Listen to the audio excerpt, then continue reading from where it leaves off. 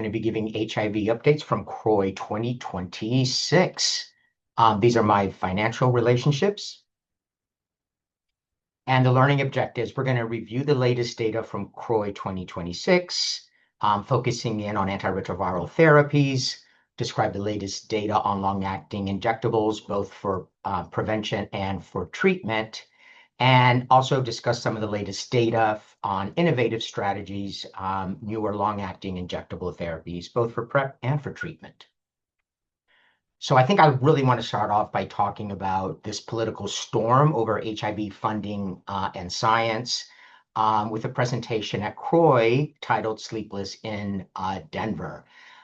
This was presented by Peter Staley, and it was the Martin Delaney lecture. And the war on science is real.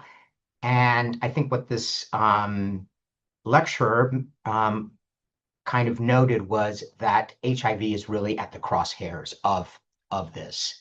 So in his lecture, Annus Horribilis and the War on Science, Peter Staley, an HIV activist, delivered the most talked about address of CROI, calling 2025 a horrible year for the global HIV response and issuing really a direct warning to the scientific community that really science is under attack. He described a coordinated effort to discredit and defund HIV research infrastructure, really calling it unprecedented in the 40-plus year history. Also, he urged clinicians and researchers to leave the lab and speak up, as ACT UP did in the 80s. Silence, he argued, is now complicity, and really a call to rebuild. So he ended on defiant optimism. We have beaten back extinction before, we will do it again, and really drawing a direct line from ACT UP's origins to today. But there have been impacts, and there will continue to be impacts. So PEPFAR and the global funding crisis. So 8.5 billion PEPFAR annual budget now under sustained congressional threat for the first time in 20 plus years. 20 million plus people on antiretrovirals globally who depend on PEPFAR funded programs for treatment and viral suppression.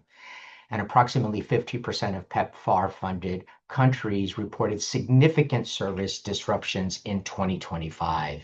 And sub-Saharan Africa was the hardest hit. So programs in Kenya, Uganda, and South Africa faced clinic closures and antiretroviral shortages. So these are real threats, but also we have in the domestic front threats to U.S. HIV programs and research infrastructures. So beyond PEPFAR, CROI 2026 speakers raised urgent concerns about what's happening here at home to NIH funding, CDC prevention programs, and the workforce pipeline. So NIH grant freezes, CDC cuts to their prevention budget, including testing, condom access, and syringe service programs. All of these face proposed cuts that could really disproportionately impact Black and Latino communities. Scientific workforce at risk, and the politicization of guidelines. So speakers describe interference and evidence-based guideline developments, particularly around sexual health, gender-affirming care, and harm reduction.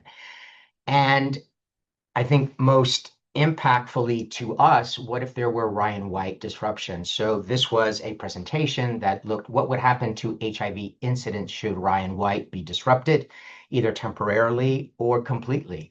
And we could see a rise by 73% in new HIV diagnoses in 30 states if Ryan White ends. So this was a simulation study, and they projected with the cuts in funding what that would mean in terms of new HIV incidents. So talking about substantial increases and detriment to public health.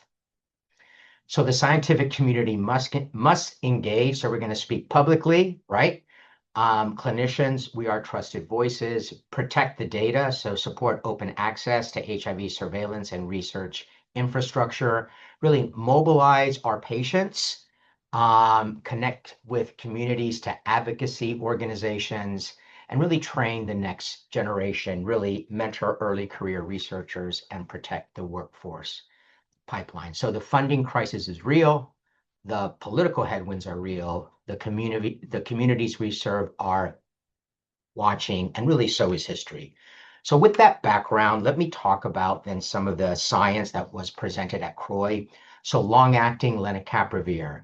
So we know that this was approved, a twice yearly shot to prevent HIV infection.